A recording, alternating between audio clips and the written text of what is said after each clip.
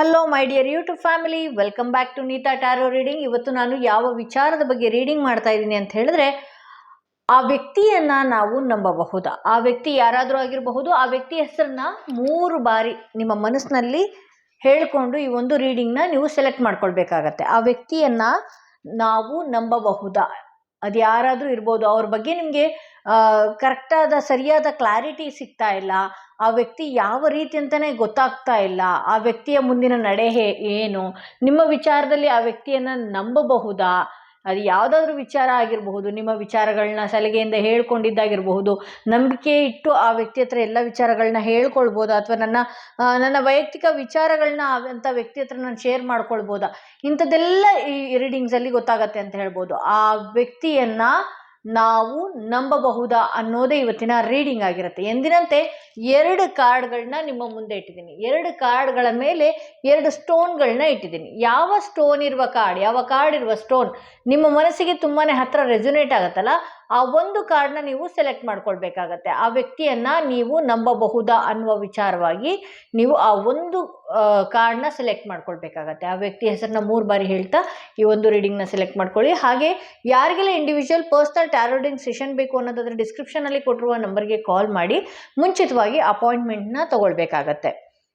ಆ ವ್ಯಕ್ತಿಯನ್ನು ನೀವು ನಂಬಬಹುದಾ ಅನ್ನೋದು ಇವತ್ತಿನ ರೀಡಿಂಗ್ ಆಗಿರುತ್ತೆ. ಯಾರೆಲ್ಲ ಈ ಸ್ಟೋನ್ ಇರುವ ಕಾರ್ಡ್ ಸೆಲೆಕ್ಟ್ ಮಾಡಿಕೊಂಡ್ರೆ ಅವರ ರೀಡಿಂಗ್ ನೋಡೋಣ ಏನಾಗಿದೆ ಅಂತ ಹೇಳಿ. ಆ ವ್ಯಕ್ತಿಯನ್ನು ನಂಬಬಹುದಾ? ಆ ವ್ಯಕ್ತಿ ನಿಮ್ಮ ಜೀವನಕ್ಕೆ ವೆಲ್ ವಿಷರ, ಆ ವ್ಯಕ್ತಿ ನಿಜವಾಗ್ಲೂ ಇದ್ದಾರಾ ಅಥವಾ ಮುಖವಾಡ ಧರಿಸಿ ನಿಮ್ಮ ಜೊತೆಗಿದ್ದಾರಾ ಅನ್ನೋದೇ ಇವತ್ತಿನ ರೀಡಿಂಗ್ ಆಗಿರುತ್ತೆ. ಎಂದಿನಂತೆ ಒಂದಷ್ಟು ಕಾರ್ಡ್ಗಳನ್ನ ಶಫಲ್ ಮಾಡಿ ಇಡ್ತಾ ಇದ್ದೀನಿ.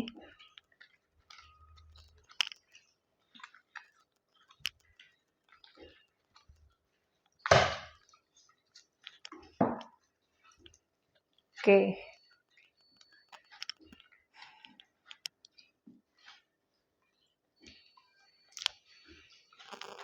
ನಾನೆಲ್ಲನೂ ಎಕ್ಸ್ಪ್ಲೈನ್ ಮಾಡ್ತೀನಿ ನಿಮಗೆ.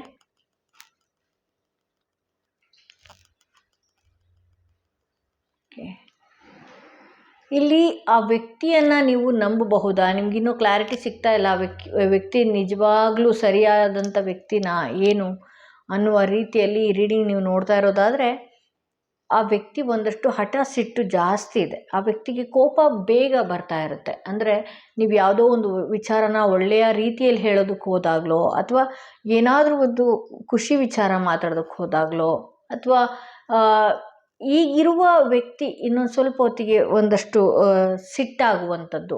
ಈ ವ್ಯಕ್ತಿಗೆ ಈಗೋ ಜಾಸ್ತಿ ಇರೋದ್ರಿಂದ ಒಂದೊಂದು ಸಲ ಒಂದೊಂದು ರೀತಿ ಇರ್ತಾರೆ ಅಂತಲೇ ಹೇಳ್ಬೋದು. ಇಲ್ಲಿ ಈ ವ್ಯಕ್ತಿಯ ವಿಚಾರದಲ್ಲಿ ನೀವು ನೋಡೋದಕ್ಕೆ ಅಂತ ಹೋದಾಗ ನನಗೆ ಜಾಸ್ತಿ ಇಲ್ಲಿ ಸ್ವಾರ್ಡ್ಸ್ಗಳೇ ಔಟ್ಕಮ್ ಬಂತು. ಮಧ್ಯದಲ್ಲೂ ಕೂಡ ಸ್ವಾರ್ಡ್ಸ್ಗಳೇ ಜಾಸ್ತಿ ಇದೆ ಅನ್ನೋದ್ರಿಂದ ಇಲ್ಲಿ ಏನಾಗಿದೆ ಅಂತ ಹೇಳಿದ್ರೆ, ಈ ವ್ಯಕ್ತಿ ಯಾವ ಸಮಯದಲ್ಲಿ ಬೇಕಾದರೂ ಹೇಗೆ ಬೇಕಾದರೂ ಚೇಂಜ್ ಆಗ್ಬೋದು ಅನ್ನುವ ಥರ ತೋರಿಸ್ತಾ ಇದೆ. ಈ ವ್ಯಕ್ತಿ ಒಂದಷ್ಟು ನಿಮ್ಮ ಹತ್ತಿರ ಇರುವ ಹಣಕ್ಕಾಗಿರ್ಬೋದು, ಅಥವಾ ಕೆಲವೊಂದು ಅವ್ರಿಗೆ ಬೇಕಾಗಿರುವಂತಹ ವಿಚಾರ ನಿಮ್ಮ ಹತ್ರ ಇರೋದಕ್ಕೆ ಬೇಕಾಗಿರುವಂತಹ ಥಿಂಗ್ಸ್, ಬೇಕಾಗಿರುವಂತಹ ಅವರಿಗೆ ಬೇಕಾದಂತಹ ಸಂಬಂಧಪಟ್ಟಿದ್ದು ಯಾವುದೇ ಇರ್ಬೋದು, ಆ ವಿಚಾರಕ್ಕೋಸ್ಕರ ಅವರು ಆ ಮೂಮೆಂಟಿಗೆ ಮ್ಯಾನುಪ್ಯುಲೇಟ್ ಮಾಡುವಂಥದ್ದು, ಆ ಮೂಮೆಂಟಿಗೆ ನಿಮ್ಮನ್ನು ಹಳ್ಳಕ್ಕೆ ತಳ್ಳುವಂಥದ್ದಾಗಿರ್ಬೋದು. ನೀವು ಕೂಡ ಆ ವ್ಯಕ್ತಿಯ ಮಾತಿಗೆ, ಆ ಮೂಮೆಂಟಿಗೆ ಯಾಮಾರ್ತೀರಿ ಅಂತಲೇ ತೋರಿಸುತ್ತೆ. ಇಲ್ಲಿ ಯಥಾವತ್ ಮತ್ತು ನಿಮ್ಮಿಂದ ದೂರ ಆದಾಗ ಆ ವ್ಯಕ್ತಿ ನಿಮ್ಮನ್ನು ಮರ್ತಂತಿರ್ತಾರೆ ಅಂತ ಹೇಳಬಹುದು. ಇಲ್ಲಿ ಆ ವ್ಯಕ್ತಿ ಆ ಸಮಯ ಏನಂತ ಹೇಳ್ತಾರೆ, ಸಮಯ ಸಂದರ್ಭಕ್ಕೆ ಹೇಗೆ ಬೇಕೋ ಆ ರೀತಿ ಇರುವಂತಹ ವ್ಯಕ್ತಿ ಆಗಿರ್ಬೋದು. ಅವರ ಕೆಲಸಗಳು ಮುಗಿದ ಮೇಲೆ ಅವರು ನಿಮ್ಮಿಂದ ಒಂದಷ್ಟು ದೂರನೇ ಇರ್ತಾರೆ ಅಂತ ಹೇಳ್ಬೋದು. ಅಂತರ ಪಡೆದುಕೊಳ್ತಾರೆ. ಯಾವ ರೀತಿ ನಾನು ದೂರ ಮಾಡ್ಕೊಳ್ಬೇಕು, ಯಾವ ರೀತಿ ನಾನು ದೂರ ಹೋಗಬೇಕು ಅನ್ನುವ ರೀತಿಯಲ್ಲಿ ಆ ವ್ಯಕ್ತಿ ಇರ್ತಾರೆ ಅಂತ ಹೇಳಬಹುದು. ಆ ವ್ಯಕ್ತಿಯ ಮನಸ್ಸು ಕೂಡ ತುಂಬ ಚಂಚಲ. ಆ ವ್ಯಕ್ತಿ ನಿಮ್ಮಿಂದ ದೂರ ಆಗ್ತಾ ಇದ್ದಂಗೆ ಅವ್ರ ಮಾತೇ ಬೇರೆ. ಹತ್ರ ಬಂದಾಗ ಇರುವಂತಹ ಮಾತು ದೂರ ಆದಾಗ ಬೇರೆ ರೀತಿಯೇ ಆಗೋಗುತ್ತೆ ಅಂತ ಹೇಳ್ಬೋದು. ಇಲ್ಲಿ ನೀವು ಎಷ್ಟೇ ಮಮಕಾರ ತೋರಿಸಿದ್ರು, ಎಷ್ಟೇ ಪ್ರೀತಿ ತೋರಿಸಿದ್ರು, ಏನೇ ಮಾಡಿದ್ರು ಇದೊಂದು ರೀತಿ ಕಾರ್ಮಿಕ್ ರೀತಿ, ಯಾವುದೋ ಒಂದು ಋಣ, ಯಾವುದೋ ಒಂದು ಜನ್ಮಾಂತರದ್ದು ಯಾವುದೋ ಒಂದು ರೀತಿ ಅದೊಂದು ನಂಟು, ಆ ವೈಬ್ರೇಷನ್ ಏನಿದೆ ಈ ಲೈಫಲ್ಲಿ, ಈ ಜೀವನದಲ್ಲಿ ಆ ವ್ಯಕ್ತಿ ಬರಬೇಕಿತ್ತು, ಅವರು ಮತ್ತೆ ದೂರ ಹೋಗುವಂಥದ್ದಾಗಿರುತ್ತೆ. ಯಾವಾಗಲೂ ಅಷ್ಟೇ ನೀವು ಅದನ್ನು ಅಂಗಲಾಚಿ ಬೇಡ್ಕೊಳ್ಳೋದು, ಈ ವ್ಯಕ್ತಿ ಕೊನೆವರೆಗೂ ಇರ್ತಾರೆ ಅನ್ನುವ ಹೋಪ್ಸ್ಗಳು ನೀವೇ ಜಾಸ್ತಿ ಇಟ್ಕೊಳ್ಳೋದು, ಒಂದಷ್ಟು ಕನಸುಗಳನ್ನ ಕಟ್ಕೊಳ್ಳೋದು, ಈ ವ್ಯಕ್ತಿ ಇದ್ದರೆ ನನ್ನ ಲೈಫ್ ತುಂಬ ಚೆನ್ನಾಗಿರುತ್ತೆ ಅನ್ನುವ ರೀತಿ ನಿಮಗೆ ನೀವೇ ಮಾಡಿಕೊಳ್ಳುವಂಥದ್ದು.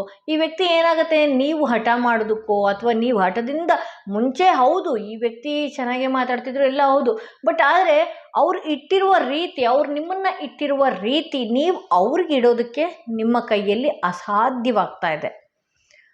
ನಿಮ್ಮ ಕೈಯಲ್ಲಿ ಅವ್ರನ್ನ ದೂರ ತಳ್ಳೋದಕ್ಕಾಗಿರ್ಬೋದು, ಅವರಿರೋ ರೀತಿ ನೀವು ಇರೋದಕ್ಕೆ ಬರ್ತಾನೆ ಇಲ್ಲ ಅನ್ನೋದು ತೋರಿಸುತ್ತೆ. ಇಲ್ಲಿ 9 ಆಫ್ ಸ್ವಾರ್ಡ್ಸ್ ಬಂದಿರೋದ್ರಿಂದ ಕೆಲವು ನೆನಪುಗಳು ಏನಿದೆಯಲ್ಲ ನಿಮ್ಮನ್ನು ಕಟ್ಟಹಾಕಿದಂತೆ ಇದೆ ಅಂತ ತೋರಿಸ್ಬಹುದು. ಎಷ್ಟೇ ಒಳ್ಳೆಯ ಹೊಸ ಜೀವನ ನಿಮ್ಮ ಲೈಫಲ್ಲಿ ಬಂದರೂ, ಹೊಸ ತಿರುವೊಂದು ಬಂದರೂ ಕೂಡ ನೀವು ಅದ್ರ ಕಡೆ ಗಮನ ಕೊಡ್ತಾ ಇಲ್ಲ. ಒಂದಷ್ಟು ಡಿಪ್ರೆಷನ್ ಆಗಿರುವಂಥದ್ದು, ಇದೊಂದು ಅನ್ಹೆಲ್ದಿ ರಿಲೇಷನ್ಶಿಪ್ಗಳೇ ಜಾಸ್ತಿ ನೋಡ್ತಾ ಇದ್ದೀರಿ ರೀಡಿಂಗ್ ಅಂತ ಹೇಳ್ಬೋದು. ಇದು ಸೂಕ್ತವಾದಂಥ ಒಳ್ಳೆಯ ರಿಲೇಷನ್ಶಿಪ್ ಅಲ್ಲ. ಅನ್ಹೆಲ್ದಿ ಆಗಿರೋದ್ರಿಂದ ನಿಮ್ಗೆ ಎಷ್ಟು ನೋವು ಕೊಡ್ತಾ ಇದೆ ಇದು ನಿಮ್ಮ ಸಬ್ಕಾನ್ಷಿಯಸ್ ಮೈಂಡ್ಗೆ ಗೊತ್ತಿದೆ. ಈ ವ್ಯಕ್ತಿನ ನಾನು ನಂಬಾರ್ದು ಅಂತ ಹೇಳಿ ಆ ಸಮಯಕ್ಕೆ ಅಂದ್ಕೊಂಡ್ರು, ಆದರೂ ಈ ವ್ಯಕ್ತಿ ಮೇಲೆ ಒಂದಷ್ಟು ಎಕ್ಸ್ಪೆಕ್ಟೇಷನ್ಸ್ಗಳೇ ಜಾಸ್ತಿ. ಆ ವ್ಯಕ್ತಿ ಸಮಯ ಸಾಧಕ ಅಂತಲೇ ನಾನು ಹೇಳಬಹುದು. ಸಮಯ ಸಾಧಕ ಈ ರೀತಿಯೇ ಹೇಳಬಹುದು ನಾನು. ಯಾಕೆಂದರೆ ಇವ್ರನ್ನ ನೀವು ಲೈಫ್ ಟರ್ಮ್ ರಿಲೇಷನ್ಶಿಪ್ಪಿಗೋ ಅಥವಾ ಲೈಫ್ ಟೈಮ್ ಇವ್ರು ನನ್ನ ಜೊತೆಗೆ ಇರ್ತಾರೆ, ಮದುವೆ ಆಗ್ತಾರೆ, ಅಥವಾ ಕೊನೆವರೆಗೂ ನನ್ನನ್ನು ಚೆನ್ನಾಗಿ ನೋಡ್ಕೊಳ್ತಾರೆ, ದೂರದಿಂದ ಈ ವ್ಯಕ್ತಿ ತುಂಬ ಚೆನ್ನಾಗೇ ಕಾಣಿಸ್ತಾ ಇದ್ದಾರೆ. ಬಟ್ ಆದರೆ ಹತ್ತಿರ ಹೋದಾಗ ಈ ವ್ಯಕ್ತಿಯ ಗುಣಗಳು ನಿಮಗೆ ತಿಳಿತಾ ಇದೆ. ತಿಳಿದ್ರೂ ಕೂಡ ಒಂದಷ್ಟು ಮೂಢರಂತೆ ಮಾಡ್ತಾ ಇದ್ದೀರಿ. ಮತ್ತೆ ಅವರ ಮರಳು ಮಾತುಗಳನ್ನ ನಂಬೋದು, ಮತ್ತೆ ಯಾಮಾರುವುದು, ಇದೇ ರೀತಿ ಆಗ್ತಾ ಇದೆ. ಸೊ ಈ ವ್ಯಕ್ತಿಯನ್ನು ನಂಬಬಹುದಾ ಅಂತ ಹೇಳಿದ್ರೆ ದಯವಿಟ್ಟು ಈ ವ್ಯಕ್ತಿಯನ್ನು ನಂಬಬೇಡಿ ಅಂತಲೇ ನಾನು ಹೇಳ್ತೀನಿ. ಯಾಕೆಂದರೆ ಇದೊಂದು ಅನ್ಹೆಲ್ದಿ ರಿಲೇಷನ್ಶಿಪ್ ಆಗಿರೋದ್ರಿಂದ ಈ ವ್ಯಕ್ತಿಯಿಂದ ನಿಮಗೆ ತುಂಬಾ ನೋವು ಕೊಡ್ತಾ ಇದೆ. ಸೊ ಏನು ಮಾಡಬೇಕು? ಸಾಕಷ್ಟು ಜನ ತುಂಬ ಬುದ್ಧಿವಂತಿಕೆಯಿಂದ ಕೇಳ್ತೀರಿ, ಮೇಡಮ್ ಅವತ್ತು ಆ ರೀಡಿಂಗಲ್ಲಿ ಹೇಳಿದ್ರಿ ಬರ್ತಾರೆ ಅಂತ ಹೇಳಿ, ಈ ರೀಡಿಂಗಲ್ಲಿ ಹೇಳಿದ್ರಿ ಬರ್ತಾರೆ ಅಂತ ಹೇಳಿ, ಎಷ್ಟು ಕಮೆಂಟ್ಗಳನ್ನ ಮಾಡ್ತೀರಿ. ಇಲ್ಲಿ ಆ ಸಂದರ್ಭಕ್ಕೆ ತಕ್ಕಂತೆ ನೀವು ಚೂಸ್ ಮಾಡ್ಕೊಳ್ಬೇಕಾಗತ್ತೆ ರೀಡಿಂಗ್ಸ್ಗಳನ್ನ. ಇಲ್ಲಿ ಆ ವ್ಯಕ್ತಿಯನ್ನು ನಂಬಬಹುದಾ ಅನ್ನೋದಕ್ಕೆ ಅಂಥ ವ್ಯಕ್ತಿಗಳನ್ನೇ ನೀವು ಚೂಸ್ ಮಾಡ್ಕೊಳ್ಬೇಕಾಗತ್ತೆ. ಆ ವ್ಯಕ್ತಿಗಳನ್ನ ನೀವು ನಂಬೇಡಿ. ಹಾಗೆ ಎನರ್ಜೀಸ್ಗಳು ಕೂಡ ಅಷ್ಟೇ ಬದಲಾಗ್ತಾನೇ ಇರುತ್ತೆ ಅಂತ ಹೇಳ್ಬೋದು. ಸೊ ಈ ವ್ಯಕ್ತಿನ ನಂಬಿಕೊಂಡ್ರೆ ನಿಮ್ಮ ಲೈಫ್ ತುಂಬ ಕಷ್ಟಮಯವಾಗಿ ಸಾಗಿಸ್ಕೊಳ್ಬೇಕಾಗತ್ತೆ. ಒಂದಷ್ಟು ಎಚ್ಚರಿಕೆಯಿಂದ ಇರಿ. ಈ ವ್ಯಕ್ತಿ ನಿಮ್ಮ ನಂಬಿಕೆ, ನೀವೇನು ಅತಿಯಾಗಿ ನಂಬಿಕೆ ಇಟ್ಟಿದ್ದೀರಲ್ಲ ಆ ನಂಬಿಕೆಗೆ ಅರ್ಹರಲ್ಲ. ಬಿಕಾಸ್ ಇದೊಂದು ಕಾರ್ಮಿಕ್ ರಿಲೇಷನ್ಶಿಪ್ ಅಂತ ಎಷ್ಟು ಚೆನ್ನಾಗಿ ತೋರಿಸ್ತಾ ಇದೆ. ಇದು ಒಂದು ಕಾರ್ಮಿಕ್ ಹಳೆಯ ಜನ್ಮದ ನಂಟು, ಯಾವುದೋ ಒಂದು ಋಣದ ನಂಟು ಅನ್ನೋದು ತೋರಿಸ್ತಾ ಇದೆ. ಸೊ ಯಾರೆಲ್ಲ ಸೆಕೆಂಡ್ ಸ್ಟೋನ್ ಇರುವ ಕಾರ್ಡ್ ಸೆಲೆಕ್ಟ್ ಮಾಡ್ಕೊಂಡ್ರೆ ಅವರ ರೀಡಿಂಗ್ ನೋಡೋಣ ಏನಾಗಿದೆ ಅಂತ ಹೇಳಿ. ಈ ಸ್ಟೋನ್ ಇರುವ ಕಾರ್ಡ್ ಯಾರು ಸೆಲೆಕ್ಟ್ ಮಾಡ್ಕೊಂಡ್ರೆ ಆ ವ್ಯಕ್ತಿಯನ್ನು ನಂಬಬಹುದಾ, ಆ ವ್ಯಕ್ತಿ ನಿಮ್ಮ ನಂಬಿಕೆಗೆ ಅರ್ಹರ ಅನ್ನೋದೇ ಇವತ್ತಿನ ರೀಡಿಂಗ್ ಆಗಿರುತ್ತೆ. ಆ ವ್ಯಕ್ತಿ ಹೆಸರನ್ನ 3 ಬಾರಿ ಹೇಳ್ತಾ ಈ ಒಂದು ರೀಡಿಂಗ್ನ ನೀವು ನೋಡ್ಕೊಳ್ಬೇಕಾಗತ್ತೆ. ನಾ ಎಲ್ಲವನ್ನು ಎಕ್ಸ್ಪ್ಲೇನ್ ಮಾಡ್ತೀನಿ.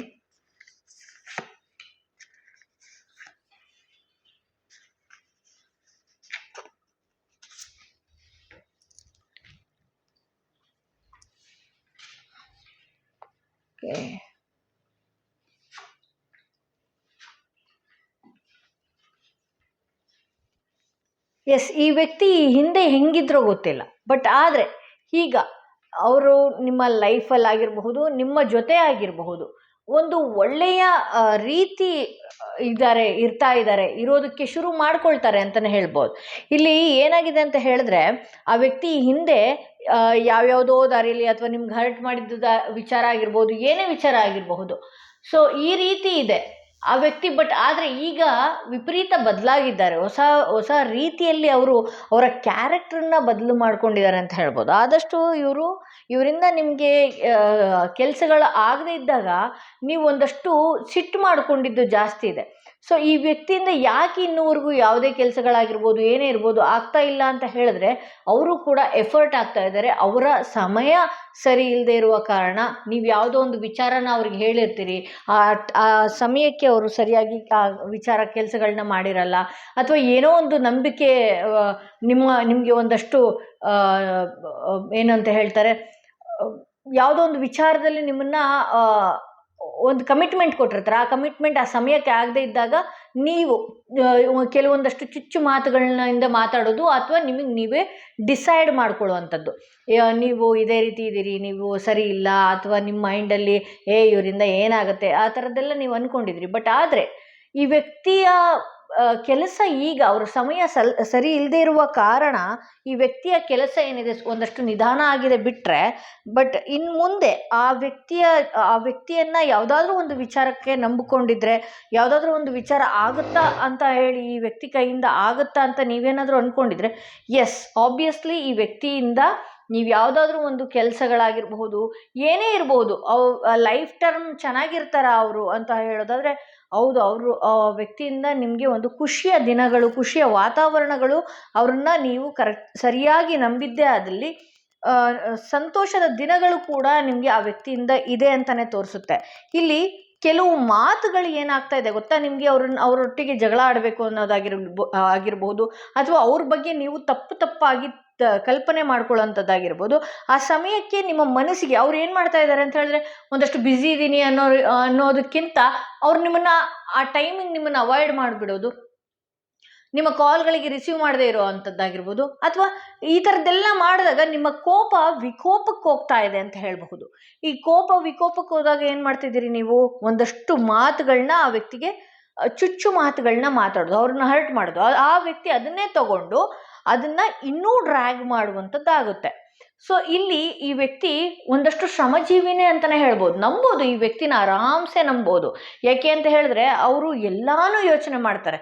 ಎಂಟೈರ್ ನಿಮ್ಮ ಲೈಫ್ ಬಗ್ಗೆ, ನಿಮ್ಮ ಆಗು ಹೋಗುಗಳ ಬಗ್ಗೆ, ನಿಮ್ಮ ಫ್ಯಾಮಿಲಿ ಬಗ್ಗೆ, ಅವರ ಫ್ಯಾಮಿಲಿ ಬಗ್ಗೆ, ಅವ್ರ ವಿಚಾರದ ಬಗ್ಗೆನೂ ಯೋಚನೆ ಮಾಡ್ತಾರೆ, ಅಥವಾ ನಿಮ್ಮ ಆಗು ಹೋಗುಗಳ ಬಗ್ಗೆನೂ ಕೂಡ ನೀಟಾಗಿ ಯೋಚನೆ ಮಾಡ್ತಾರೆ. ಇಲ್ಲಿ ದುಡುಕು ಸ್ವಭಾವ ಇರುವಂಥದ್ದು ಯಾರ್ದು ಅಂತ ಹೇಳಿದ್ರೆ ನಿಮ್ಮದೇ ಅಂತ ನಾನು ಹೇಳ್ಬೋದು. ಅಂದರೆ ನೀವೇನು ಅಂತ ಹೇಳಿದ್ರೆ ಒಂದಷ್ಟು ಆತರ ಜಾಸ್ತಿ, ಆ ಟೈಮ್ಗೆ ಆಗದೆ ಇದ್ದರೆ ಅದನ್ನ ಬೇಗ ಮನಸ್ಸಿಗೆ ಹಚ್ಕೊಳ್ಳೋದು ಜಾಸ್ತಿ, ಈ ಥರದ್ದಾಗಿರೋದ್ರಿಂದ ಸೊ ಆ ವ್ಯಕ್ತಿಯ ಭಾವನೆಗಳು, ಬದಲಾವಣೆಗಳು ನಿಮಗೆ ಬೇರೆ ರೀತಿ ಕಾಣಿಸೋದಕ್ಕೆ ಶುರು ಆಗುತ್ತೆ.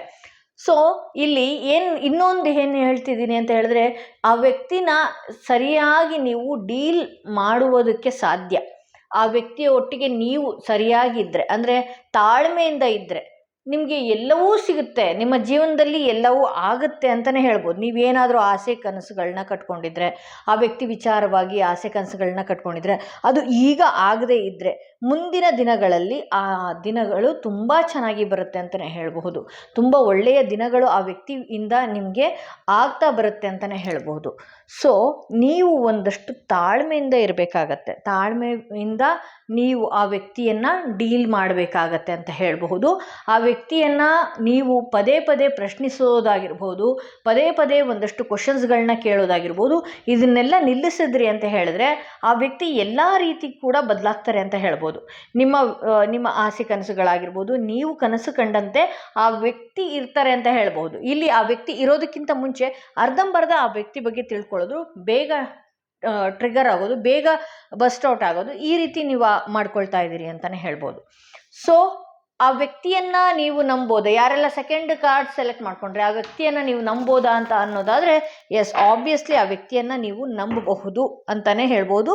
ಬಟ್ ಹಾಗೆ ಅಷ್ಟೇ ತಾಳ್ಮೆ ನಿಮಗೆ ಮುಖ್ಯವಾಗಿರುತ್ತೆ ಅಂತ ಹೇಳ್ಬೋದು. ಸೊ ಇದು ಇವತ್ತಿನ ರೀಡಿಂಗ್ ಆಗಿತ್ತು. ಯಾರೆಲ್ಲ individual personal tarot reading session ಬೇಕು ಅನ್ನೋದಾದರೆ ಡಿಸ್ಕ್ರಿಪ್ಷನಲ್ಲಿ ಕೊಟ್ಟಿರುವ ನಂಬರ್ಗೆ ಕಾಲ್ ಮಾಡಿ ಮುಂಚಿತವಾಗಿ ಅಪಾಯಿಂಟ್ಮೆಂಟ್ ತೊಗೊಳ್ಳಿ ಅಂತ ಹೇಳ್ತಾ ಇವತ್ತಿನ ವಿಡಿಯೋನ ಇಲ್ಲಿಗೆ ಮುಗಿಸ್ತಾ ಇದ್ದೀನಿ.